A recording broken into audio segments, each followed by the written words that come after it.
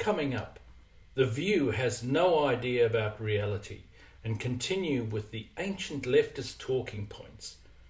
Trump explains the January 6 pardons, and Senator Dick Durbin admits that Biden made a huge mistake, which could come back to bite those he pardoned.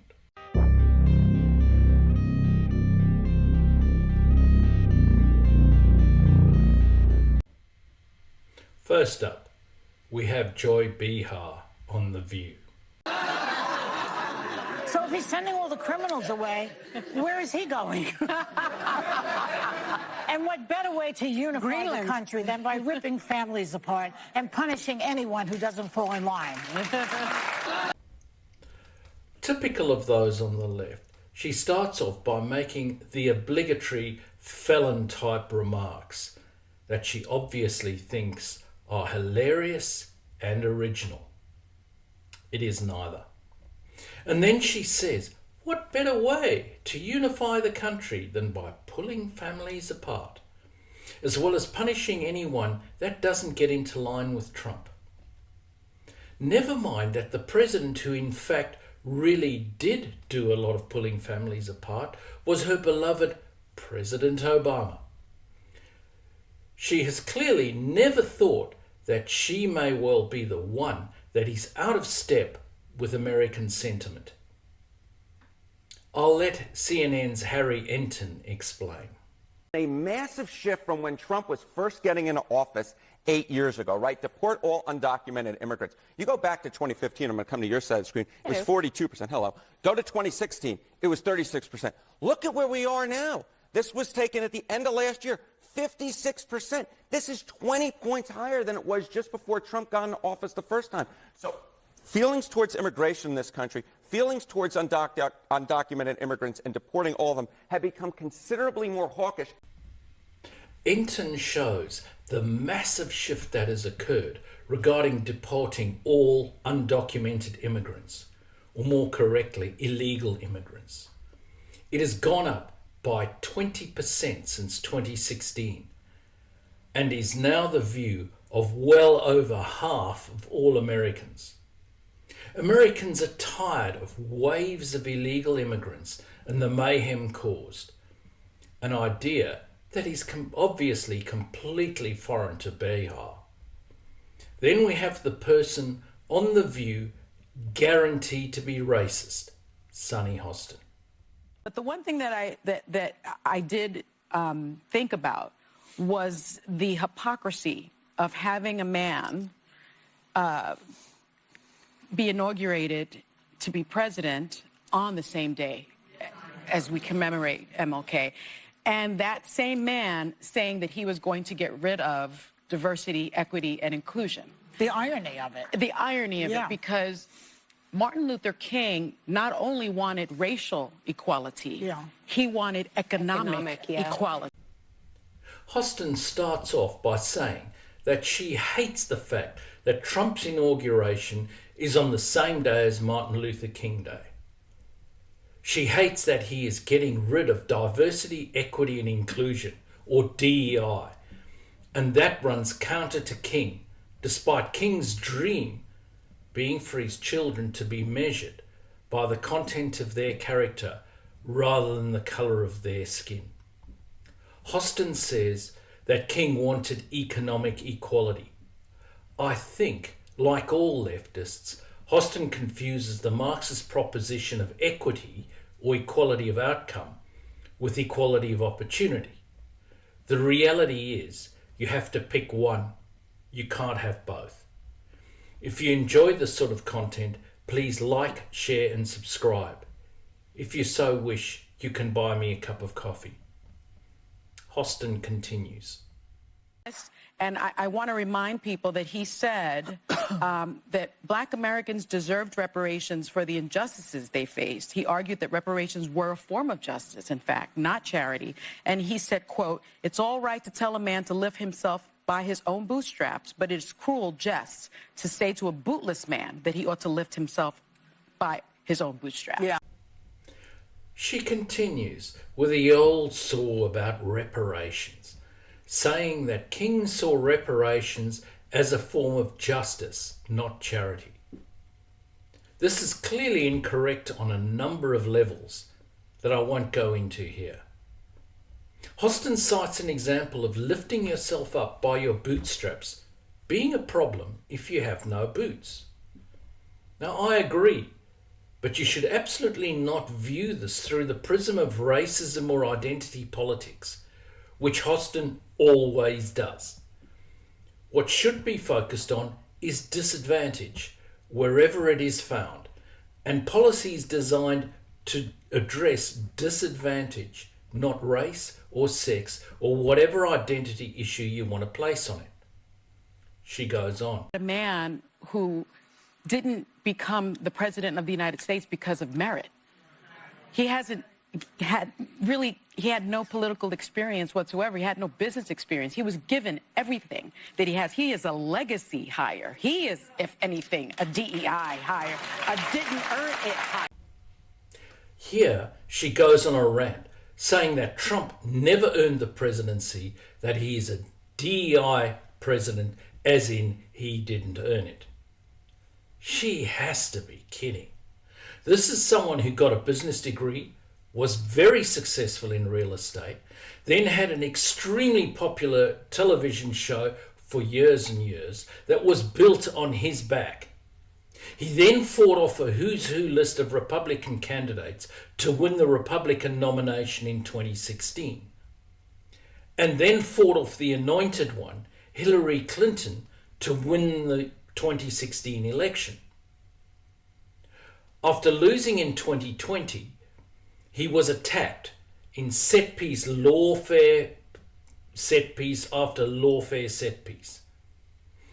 And then he defeated more Republican primary candidates and thrashed the "you go girl" candidate that she would have voted for in Kamala Harris.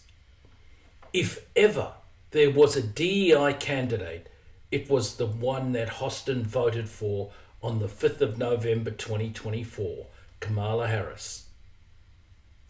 Then the View's Alyssa Farah-Griffin takes a more balanced approach. King. He had the biggest titans of industry there. He had celebrities. He had fashion designers. He had Democrats and every former president there. And I think that it's a moment to take note of why he won and the reasons that he did, but also Democrats are not a footnote in this. They had 4 years to beat him. They had the chance to make a case against him. 4 years ago, they had the White House, the House, the Senate, and Silicon Valley. Now they have none of those above. Farah-Griffin points out that Trump had everyone, titans of industry, celebrities, political luminaries from both sides of the aisle, and that he has won the White House, the Senate, and the House. And she didn't mention the fact that he already has the Supreme Court. She points out that Democrats need to take responsibility themselves. They had almost everything 4 years ago. Now they have nothing.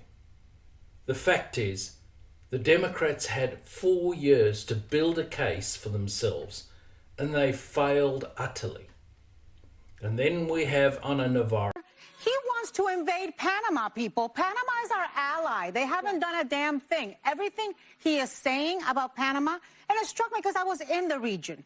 Okay, that region is full of crazy people who don't like the United States, like Cuba, like Nicaragua, like Venezuela.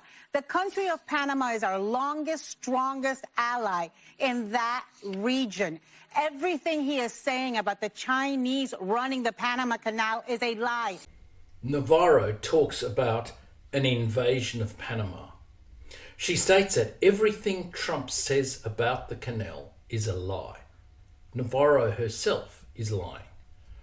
The Chinese own the ports at both entries of the Panama Canal, and many senior US military personnel have pointed to them as being designed as dual-use facilities. In other words, facilities for both civilian and military use.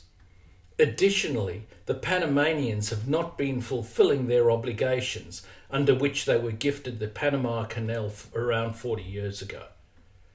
Farah-Griffin then makes a vow. To not take the bait with Trump and always we take things literally that he says, cover him honestly, but I don't know that I think he's going to invade the Panama Canal. When there's an order to DOD and we've got Marines headed there, let's call it out. But often who's these he things, gonna order a often DOD? these Peter things become distractions from things that deserve more.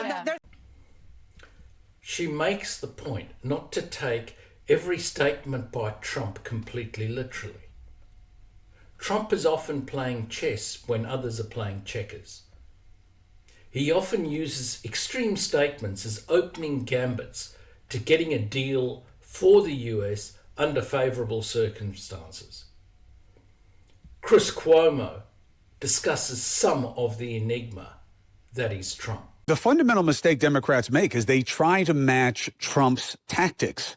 But there's only one Trump. Only one person can get away with saying obnoxious shit that you're not supposed to say because he represents something different. Everybody else is being judged as a function of the establishment, and they hate the establishment. Cuomo states the obvious.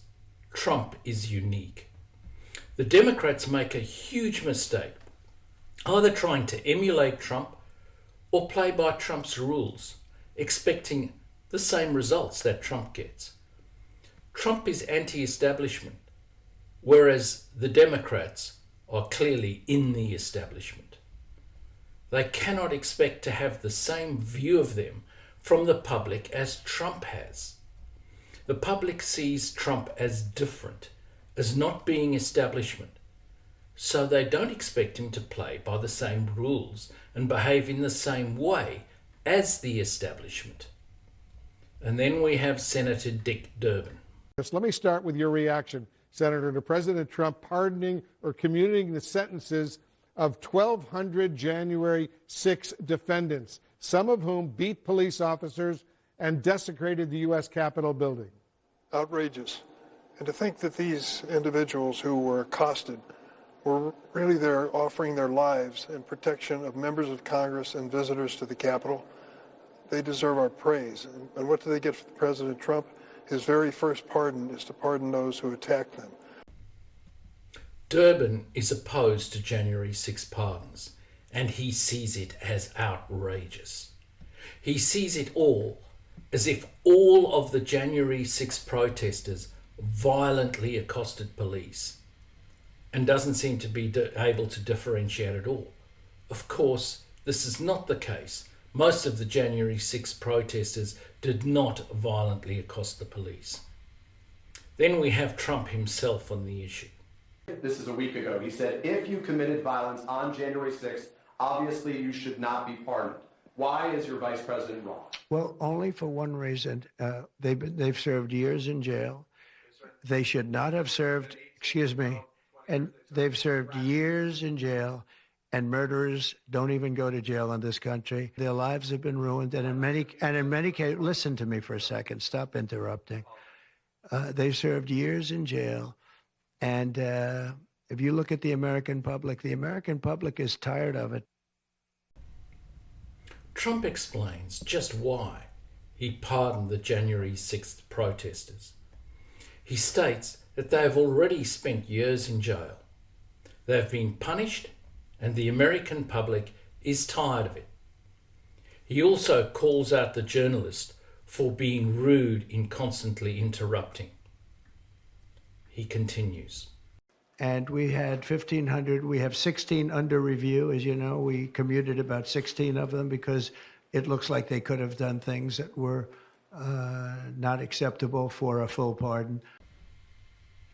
Trump points out that 16 of the January 6 protesters were not given full pardons and that they were under review, as he believes that they may have been caught in violent action and needed to be investigated further. This puts the lie to Durbin's assertions earlier. And Senator Durbin continues on the issue of Biden.